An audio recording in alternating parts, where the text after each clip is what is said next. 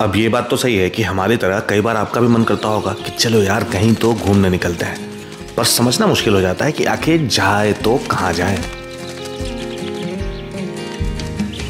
कभी मन करता है कि एक बाइक लेके पहाड़ों में निकल जाए और कभी मन करता है कि ठंडी हवा में एक सनसेट बीच पे बिताएं।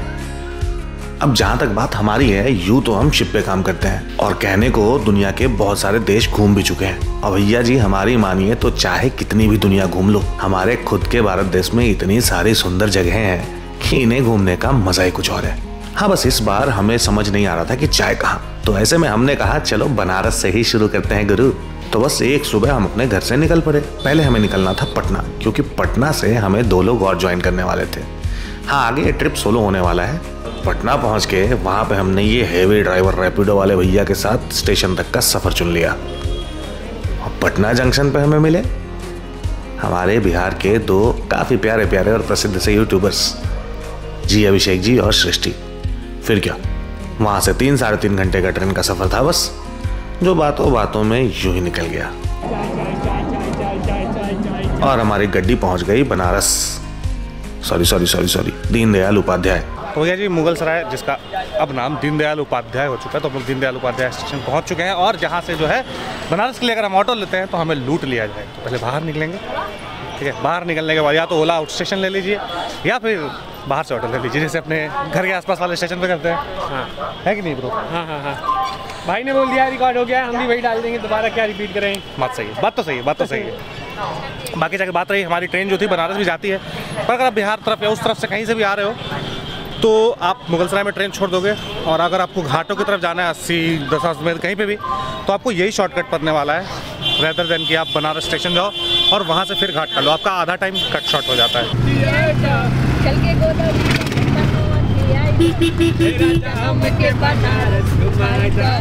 और ये भैया ऑटो बिल्कुल हेलीकॉप्टर की तरह चला रहे हैं।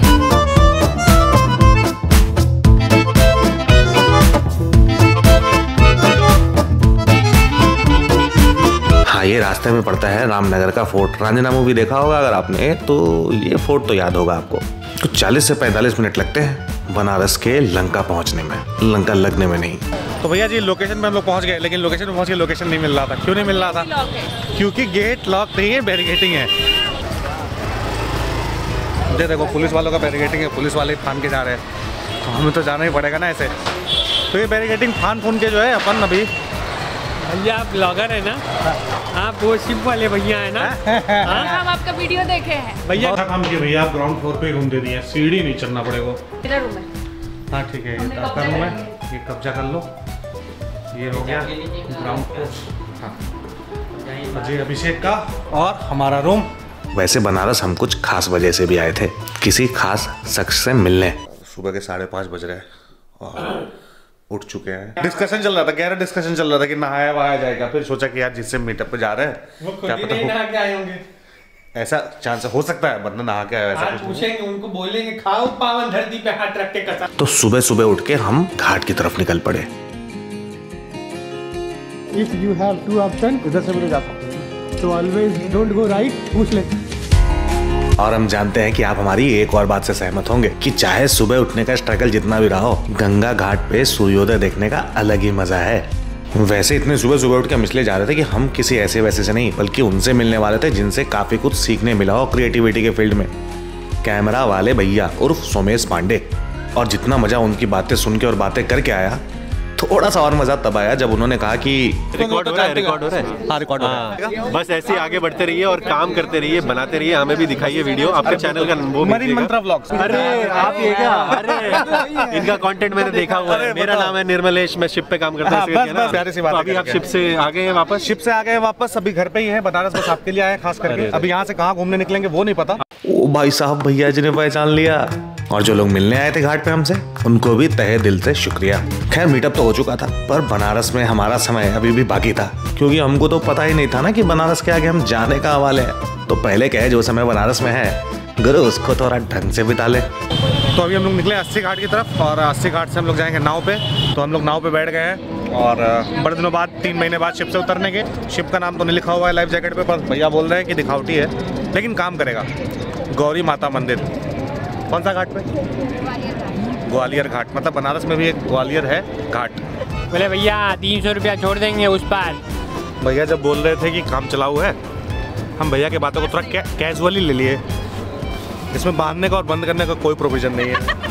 तो जैसे हम शर्ट पहने टी शर्ट के ऊपर ऐसे खोल के, वैसे लाइफ जैकेट भी पहने उसके ऊपर खोल के। तो ये फैशन एसेसरी है, लाइफ सेविंग एसेसरी नहीं है। तो जब हम घाट का सैर कर रहे थे तो हमने देखा चारों तरफ पानी पानी, और हमें याद आया कि हम भी तो चारों तरफ पानी पानी में रहते हैं ना। तो हम किसी बीच वाले नहीं बल्कि किसी पहाड़ वाले इलाके में जाएंगे। और वो डेस्टिनेशन हमने कैसे तय किया, इसकी निंजा टेक्निक बस आपको अभी थोड़ी देर में बताएंगे। फिर इसी के साथ जो है हम 1.5-2 घंटे नाव पर बिताने के बाद, एक्चुअली इधर से करंट उल्टा था तो ये शिप वाला पता था मेरे को ये फील 1-1.5 घंटे नाव में बैठे बैठे काफ़ी लोग उब गए, और ये लोग तो उब गए। हम कहे भैया सोचो हमारा तो महीना निकल जाता है ऐसे पानी में। खैर नहीं, अच्छा था, शांत था, मेरे को अच्छा लगा। कुछ लोगों को नहीं पसंद आ सकता ये चीज़। अब जो है हम लोग कहीं पे सोच रहे हैं कि डिनर विनर करने निकलते हैं लंबा। तो भैया जी सुबह 5:15 हो रहा है और 6 बजे है मेरा ट्रेन बनारस से दिल्ली के लिए। अब दिल्ली कैसे, कल तक हम सोच रहे थे कि कहाँ जाना है, फिर सोचे कि कल डिसाइड कर लेते हैं। कैसे डिसाइड करते हैं कि जहाँ का भी टिकट खाली होगा वहाँ ट्रिप पे निकल जाते हैं। तो दिल्ली तक का टिकट तो था ही, वंदे भारत में 8 घंटे में दिल्ली पहुँच जाओ। और दिल्ली के आसपास तो बहुत सारा जगह है, तो वहाँ से कहाँ जाएंगे वो हम आपको दिल्ली पहुँच के ही बताएंगे, क्योंकि हम भी अभी तक जो है सोच ही रहे कि वहाँ से कहाँ जाए। 2-3 ऑप्शन है और वहाँ पहुँचते क्लियर हो जाएगा। बस फिर इस प्रकार हम निकल पड़े बनारस से वंदे भारत में दिल्ली की तरफ। और ये एक्सपीरियंस, दिल्ली का एक्सपीरियंस, और दिल्ली से हम कहाँ निकले, ये सारी की सारी बातें अगले व्लॉग में। तो उसके लिए अगली वीडियो देखने आइएगा और सब्सक्राइब करके बेल आइकन दबाते हुए जाइएगा। मिलते हैं जल्दी।